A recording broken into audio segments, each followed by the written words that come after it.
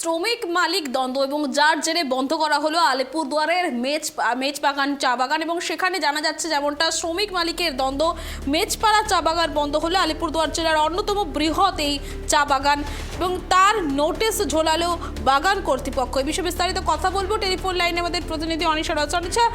কি কারণে এই মেজপাড়া চা বাগান বন্ধ করা হলো, কি জানা যাচ্ছে? দেখো, যেটা জানা যাচ্ছে, যেটা শ্রমিক যেটা দাবি করছেন যে মূলত বাগান কর্তৃপক্ষ তাদের সাথে তাদের যে বেতন রয়েছে সেই বেতনটা দেওয়া নিয়ে তারা সমস্যা করছিলেন এবং তারিখের পর তারিখ দিয়ে যাচ্ছিলেন। তার পরবর্তীতে কিন্তু তবুও তারা কিন্তু বেতন দেননি। কিন্তু শ্রমিকদের তরফ থেকে যেটা দাবি যে যদিও এরকম সমস্যা হয়ে থাকে তাহলে যাতে তারা মালিক কর্তৃপক্ষ যদি তাদের সাথে কথা বলতেন কোনো একটা সুরাহা হতো।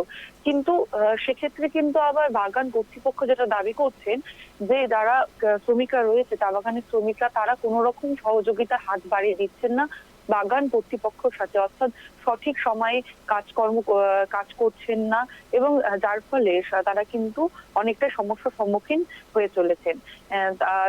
পরবর্তীতে কিন্তু যেটা জানিয়েছেন যে এরকম করে চলতে থাকলে বিভিন্ন সমস্যার সম্মুখীন হবে এবং তার পরবর্তীতে এই বিষয়ে নিয়ে কিন্তু স্থানীয় সূত্রে খবর রয়েছে যেটা যে বাগান কর্তৃপক্ষের সাথে কিন্তু বিভিন্ন রকম সমস্যা তৈরি করেছিলেন এর আগে ওই চা বাগানের যারা শ্রমিক ছিলেন তারা।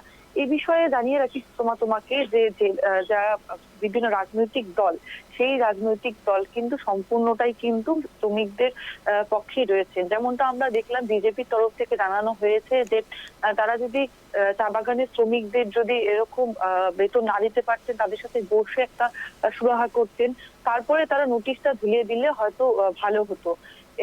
এবং যেটা তৃণমূল কংগ্রেসের থেকে দাবি করা হচ্ছে যে তারা সম্পূর্ণটাই বাগানে যারা শ্রমিক রয়েছে চা বাগানে তাদের সাথে রয়েছেন এবং যাতে এই চা বাগান যাতে বন্ধ না হয়ে যায় তারা কিন্তু ঊর্ধ্বতন কর্তৃপক্ষের সাথে কিন্তু দেখা করবেন এবং কথাবার্তা বলবেন। এই বিষয়ে সুষমা তোমাকে আরেকটা কথা জানিয়ে রাখি, এই আলিপুরদুয়ারে যিনি সাংসদ রয়েছেন মনোজ টিঙ্কা তিনি কিন্তু একদিকে তৃণমূল কংগ্রেস অর্থাৎ রাজ্য সরকারের দিয়ে কিন্তু তোপ দেখেছেন। তিনি যেমনটা জানিয়েছেন যে বাগান কর্তৃপক্ষ কোনো কিছু না জানিয়ে হুটহাট করে এরকম করে বাগান বন্ধ করে দেয়। এই নিয়ে তরাই ও ডুয়ার্স মিলে মোট 19টি চা বাগান কিন্তু বন্ধ হয়ে গিয়েছে। যদি সরকারের তরফ থেকে নির্দিষ্ট নির্দেশিকা জারি করা থাকে তাহলে কিন্তু বাগান কর্তৃপক্ষ এইভাবে বাগানে নোটিশ ঝুলিয়ে দিয়ে বন্ধ করার আগে কিন্তু একবার হলেও ভাববে। এবং যেমনটা তিনি আরো একটা দাবি করলেন যে বর্তমান যে রাজ্য সরকার রয়েছে তারা কিন্তু বাগানের যারা মালিক রয়েছেন তাদের হয়ে কিন্তু রয়েছেন, সেজন্যই কিন্তু এমনটা হচ্ছে। অপরদিকে যেটা তৃণমূল কংগ্রেস দেখা যাচ্ছে যে তারা কিন্তু কার্যত যারা বাগানের শ্রমিকরা রয়েছেন তাদের পক্ষ নিয়ে কিন্তু ঊর্ধ্বতন কর্তৃপক্ষের সাথে আলোচনা করছেন এবং যত্ন সূত্র মারফত খবর রয়েছে আগামী সোমবার এই বিষয় নিয়ে কিন্তু একটা ত্রিপাক্ষিক বৈঠক হতে পারে। সুষমা। ধন্যবাদ অনিশা। একদম যে খবর উঠে আসছে আলিপুরদুয়ার জেলার অন্যতম এই বৃহৎ মেজপাড়া চা বাগান এবং সেই কাজ বন্ধের নোটিশ ঝোলালো বাগান কর্তৃপক্ষ এবং বুধবার রাতেই বাগান ছেড়ে চলে যায় ম্যানেজার সহ অন্যান্য আধিকারিকরা। বৃহস্পতিবার কাজে নোটিশ থেকে বছরের শুরুতে আতঙ্কিত হয়ে পড়েছেন বাগানের স্থায়ী অস্থায়ী মিলে প্রায় 2000 শ্রমিক কর্মচারী।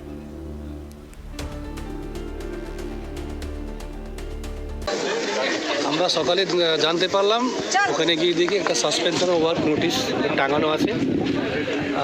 Suspension work one kind of এটাও লকআউট।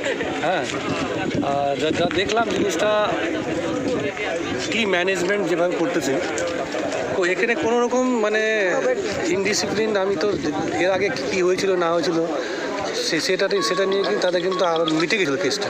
রাজ্য সরকারও মালিক পক্ষে আছে, ম্যানেজমেন্টের পক্ষে থাকে, তাই মালিক পক্ষ এবং ম্যানেজমেন্ট সাহস পেয়েছে যদি সরকার এদের বিরুদ্ধে যদি আইনি ব্যবস্থা নিত, যারা এইভাবে চা বাগান না বলে নোটিশ না মানে এমনি বন্ধ করেছিল তাদের বিরুদ্ধে যদি রাজ্য সরকার আগে থেকে আইনি ব্যবস্থা নিত তাহলে এই ধরনের ঘটনা ঘটতো না। আজকে চা বাগান বন্ধ হলে কি করে রাজ্য সরকার 1500 টাকা দিয়ে দেয়? এই যে বামফ্রন্ট আমল থেকে 2011 সাল থেকে 10-11 থেকে 1500 টাকা, এখনো 1500 টাকা টাকা হচ্ছে। 12-13 বছর পেরিয়ে গেছে, কিন্তু 1500 টাকা দিয়ে কি সংসার চলতে পারে না?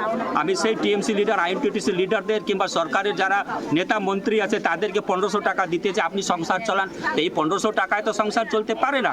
তো আমি ম্যানেজমেন্টকে, সরকারকে, মালিক পক্ষকে বলবো যে অবিলম্বে আজকে চিঠি ইস্যু করে কালকে মিটিং হোক এবং পরশুদিন থেকে মেচপাড়া চা বাগান খুলে যাক। না হলে আগামী দিন আমরা এখানকার শ্রমিকদেরকে নিয়ে এলাকাতে যত প্রশাসনিক অফিস আছে কিংবা হাই রোড আছে আমরা জাম করব, পরে প্রশাসন কিংবা রাজ্য সরকার আমাদেরকে দোষারোপ করতে পারবে না। তো আমাদের এই এরিয়াতে সবথেকে ভালো বাগান, এখানে বন্ধ হওয়ার কোনো কারণই নেই। এর আগেও আমরা মিটিং করেছি, যা যা ডিমান্ডস ম্যানেজার মালিক পক্ষ থেকে ছিল সে আমরা পূরণ করেছি।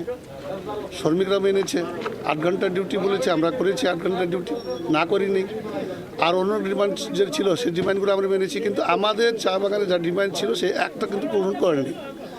আজকে না বলে সাসপেনশন ওয়ার্ক করে এখানে চলে গেল এই ম্যানেজার। আমরা জানি ম্যানেজার আগেও ভান্নাবাড়ি বাগান বন্ধ করেছিল।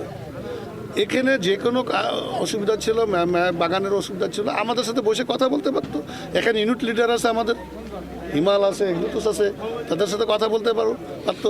আমরা সেন্ট্রাল লিডার আছি, আমাদের সাথে কথা বলতে পারতো। কিন্তু না বলে যে বাগানটা ফট করে বন্ধ করে চলে গেছে। এই বাগান মালিকরা এই অফ সিজনে সবসময় এই নকশাবাজি শুরু করে, এটার আমরা ঘোর বিরোধ করতেছি। আমি এখনই আসার সময় আমি লেবার ডিপার্টমেন্টকে ফোন করে বলেছি ইমিডিয়েটলি এটা 1 দিনে 2 দিনের মধ্যে বাগানটা খুলতে হবে।